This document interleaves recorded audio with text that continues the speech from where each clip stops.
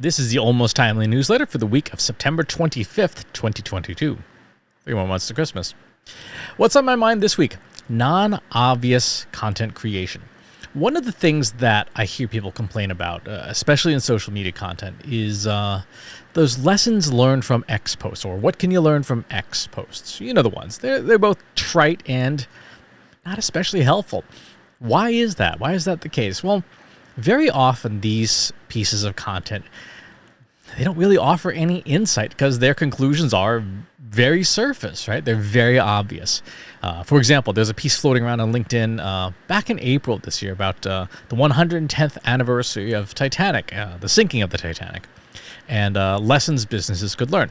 We'll put aside for the fact, the whole marketing tragedy thing, which is a whole separate thing. But for folks who've been around a while, what could we have gotten from that piece? What conclusions might we have reached that are not obvious? And how do we get to those conclusions, those insights? The answer to this, to building content that's a little more interesting, is to understand what's wrong in the first place. Most of these content pieces simply describe what's observable, and that's why they're so trite, right? If you want to get a sense of what's already obvious, use any one of the AI writing tools that are available right now and have it generate a piece. Give it a prompt, of what marketers could learn from, X. Because these AI tools have been trained on the most common content, and the most common content is also the most obvious, you'll get a sense for what's been done already and maybe which avenues you might not want to bark up. For example, I gave the prompt, write 6 paragraphs about lessons marketers could learn from the sinking of the Titanic. And here's the machines came up with. Number 1, always have a backup plan. The Titanic was sunk by an iceberg, but if the ship had been had a backup plan, like a second set of engines, it might have been able to avoid the iceberg entirely.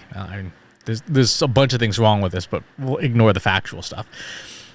2, don't put all your eggs in one basket. The Titanic was designed to be unsinkable, and of course it sank, and so on and so forth. Number 3, things can go wrong even when you're prepared. Don't underestimate your competition. It draws some weird conclusion to iceberg as a competition. Number 5, always test your products. And number 6, don't get complacent. And you can read the whole thing in the newsletter. I'm not going to read it all out loud. All this stuff is pretty obvious, right? The content reads like pretty much every common piece that you've read in blogs and online. So how do we fix this? There's a 3-step process that I use to try finding stuff that people haven't already covered, or at least covered less frequently, maybe a slightly different angle. And the process is called frame, parallel, oppose. I've not come up with a good acronym for that yet. So how does this work? Let's start with frame. What is the underlying framework of a series of events or collection of data or something you're trying to explain? Suppose you're looking at something like Chernobyl or the Titanic, right? The underlying framework is a series of compounding errors that people made which caused or worsened these disasters. Once you distill down a seemingly random collection of facts to a coherent framework, you're ready to start finding the not obvious. This, by the way, is where most content usually stops at. The second step is to parallel. What other frameworks do you know that operate in parallel with the framework you're working with? For example, let's take the Titanic framework, a series of poor decisions and mistakes that compounded the problem, like poor or broken communication, bad decisions, lack of situational awareness, etc. Now, let's take a parallel framework, like hacking into a company's systems. Ethical hacking, white hat hacking, also known as penetration testing, has a clear set of operational standards. Project scoping, reconnaissance, identification of weakness, determining vectors of exploitation, performing the exploits, reporting your findings, and remediating the weakness. How would you apply a penetration testing framework to the timeline of the decisions around the Titanic? Suppose instead of the Titanic accidentally sinking, suppose you wanted to sink it on purpose. What steps from the penetration testing framework would you apply to the Titanic framework of events?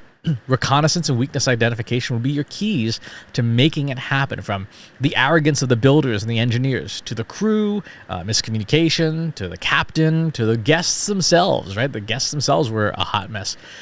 From the perspective of a hacker, everything that went wrong with Titanic is something you could engineer into pretty much any major product, but the root the root cause of it all was human arrogance. That's the real, not as obvious theme that weaves itself throughout the entire narrative of the Titanic, right? The arrogance of the engineers. This is, unsinkable. The arrogance of the captain saying, we can go back past icebergs. It's not a big deal, or I don't need to hear about this. The arrogance of the passengers saying, well, we deserve these lifeboats, and so on and so forth. That's the thread that connects it all. Using a parallel framework brings that out, right? When you change your perspective. The third step in the framework is to oppose. Now you flip the script. You now know what the root cause of the Titanic sinking, it was arrogance, right? Where are the vulnerabilities in your company's marketing operations? What are the arrogant blind spots that a competitor could engineer in your operations, right? A little social engineering. What are the system safeties that could fail to work correctly because of arrogance? For example, in your sales scripts, how self-centered are they? Right? Knowing that selfish messaging is a symptom of arrogance and it turns off buyers. Right? In your C-suite, what decisions are your executives making that run contrary to literally every known piece of data available to you, right? Think about whether you're B2B, B2C, doesn't matter. What are the assumptions that out of arrogance your leadership has made that are not founded in data, right? In facts around you? Like, oh, look, there's an iceberg. In your marketing automation system, how many safeties are built in and do they work, right? Have you tested them? For example, GDPR compliance requires that audiences opt in for the use of their data, and you face substantial civil penalties and even criminal penalties for violations of it. And yet, there is an increasing threat of bots and click farms, spammers, leveraging real people's data in these click farms and submitting them to forms and stuff on our websites. I've run into this a bunch of times, and I was talking with some folks in the Analytics for Marketers Slack group last week, and someone else was saying, I'm running into this too. I thought it was just me. There's a threat there, right? How prepared are you to counter that threat? What kind of safeties do you have in place? Were you even aware that that was a threat? Or in our arrogance as marketers, and especially in our vendors' arrogance that their systems are unsinkable, right? That the data quality is great, you don't need to question it. Are we aware of this threat? Are they aware of the threat? Have they figured out a way to counter it? Have we?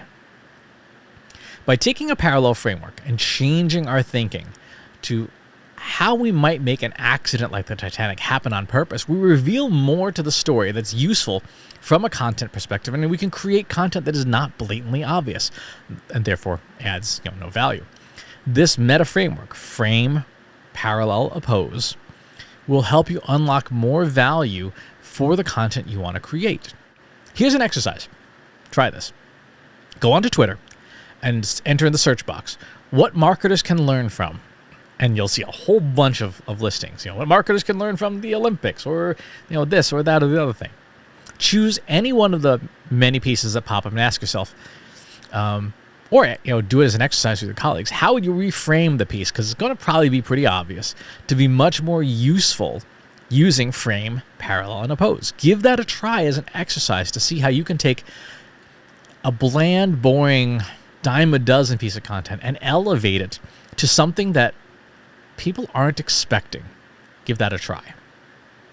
In the news this week, in case you missed it, besides the usual plugs for the Google Analytics 4 course, I did a piece this week on diversity in AI. Please give it a watch because it's really important. It's an important message about how we don't have excuses for a lack of diversity in our content anymore, thanks to AI. Give that a watch, plus a bunch of other stuff.